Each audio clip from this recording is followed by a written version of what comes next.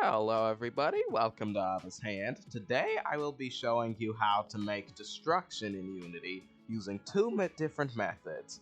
Both of them use cell fracture in Blender, which is basically just an add-on. You get it by going to Edit Preferences and installing it. And if you don't have any clue how to use it, go get a cell fracture tutorial real quick. It's very simple, and then come on back. But I will give a mini tutorial. Anyways, source limit and how many vertices your model has can decide how many chunks it's broken into. Noise decides how random the pieces are, and the scale, depending on how you adjust these, can make your pieces wide or short or tall in any given direction you extend them in. And if you are breaking up a high poly model, or even if one with just a couple thousand vertices, and you turn source limit up high, be careful because it can take a while to break all of those vertices into multiple chunks, and depending on how many polygons is left behind afterward, can slow your computer down. But that should be all you need to know in order to break your object into multiple different pieces. Now let's move on. But before we do, there's one more thing I want to say. As you just saw, when you break your model up into multiple pieces, it has a whole version of it and a broken up version of it. For the two methods we'll be using, one of them will utilize the whole model, and one of them will only have the broken model, which you'll see in just a couple seconds. As you see right here, I have my self-fractured brick and my self-fractured person. I will need this whole model. All I want is his pieces. But for the brick model, I do want the whole model for the first method I'm going to show you. So let's go into Unity. Okay, we're here.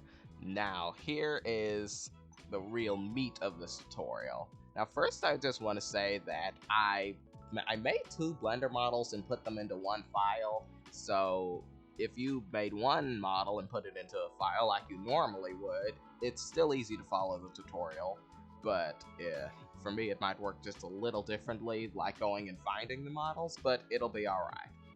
First, let's go and find our whole brick model. You see, I've got the whole model selected, and what I want to do is I want to go and find the pieces for this brick model.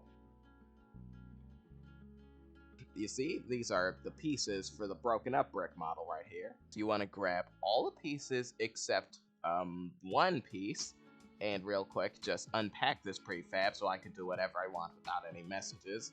Anyways, grab all the pieces to that brick model except for one, and then make them a parent to a single piece. Then what you want to do is grab this piece and call it brick.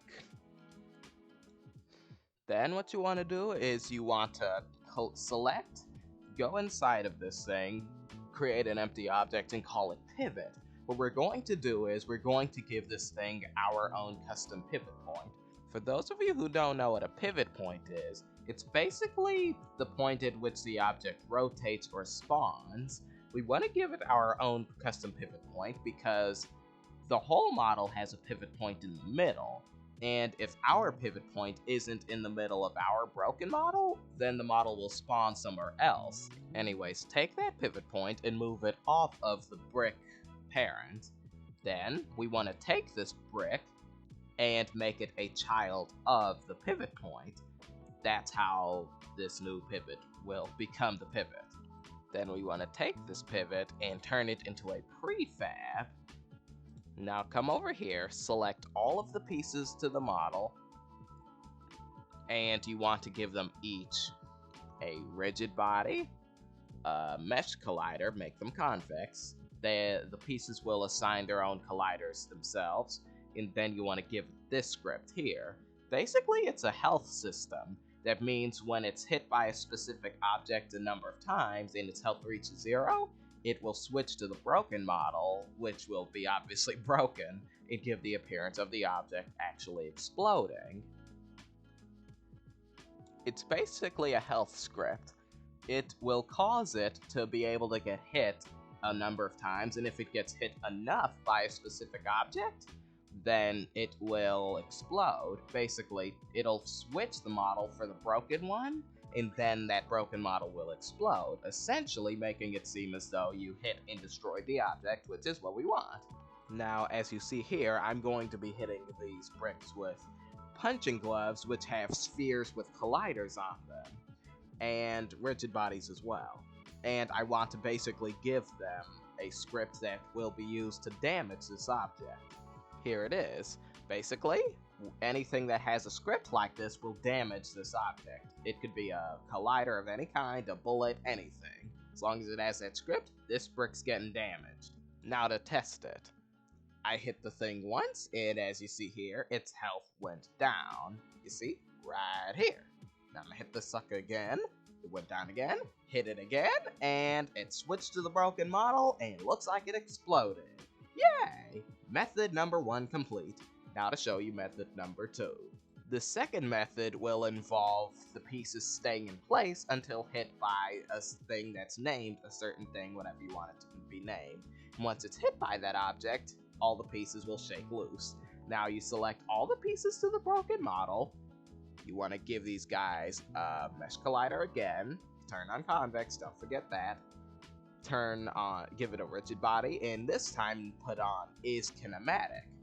That'll help them stay in place, and then you want to give all the pieces this script. Basically, if they're touched by something named player, they will shake loose.